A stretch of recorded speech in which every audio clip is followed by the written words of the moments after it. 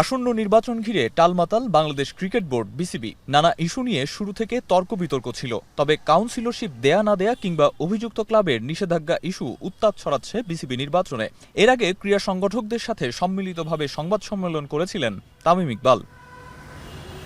কাউন্সিলরদের খসড়া তালিকা প্রকাশের পর এবার বিসিবিতে হাজির তামিম। আপত্তি জানিয়েছেন নির্বাচন কমিশনের কাছে। প্রশ্ন তুলেছেন নিষেধাজ্ঞায় পড়লে সংশ্লিষ্ট ক্লাবের অধীনে থাকা ক্রিকেটারদের ভবিষ্যৎ নিয়েও। আমি ওনাদেরকে স্পষ্টভাবে একটা জিনিস বলেছি যে দেখেন, এখানে 15টা ক্লাবের চেয়ে বড় বিষয় হলো আপনারা যে সিদ্ধান্তটা নিতে যাচ্ছেন, আপনার 300টা ক্রিকেটারের কথা মাথায় রাখতে হবে।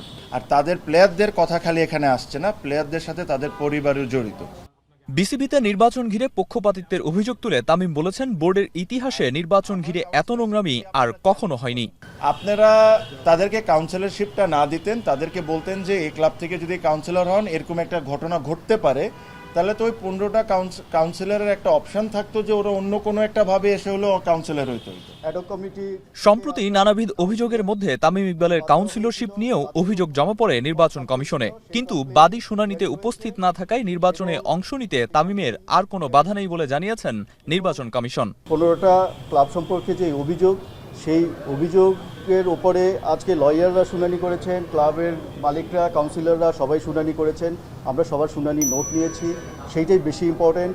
এগুলির উপরে যাচাই বাছাই করেই আমরা সিদ্ধান্ত দিব। এই চিঠিটা আমাদের কাছে এসেছে, আজকে সেই চিঠিটা প্রেস করবার জন্য কেউ প্রেজেন্ট হয়নি, সুতরাং আমরা ওইটা অ্যাবসেন্ট দেখিয়ে দিয়েছি। এদিন মোট 38টি অভিযোগের মধ্যে শুনানি সম্পন্ন হয়েছে 30টি অভিযোগের। এর বাইরে শুনানি হয়েছে কাউন্সিলরশিপ জমাদানে বিলম্ব করা সাবেক সভাপতি ফারুক আহমেদেরও। অভিযোগ আপত্তি পর্যবেক্ষণ সাপেক্ষে শুক্রবার বিকেল 4:30টায় বিসিবির ওয়েবসাইটে প্রকাশ করা হবে কাউন্সিলরদের চূড়ান্ত তালিকা।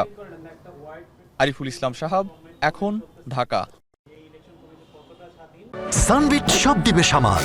সানবিট ম্যাজিক প্রেস ডিশওয়াশিং এর মাথা ঘোরানো সলিউশন।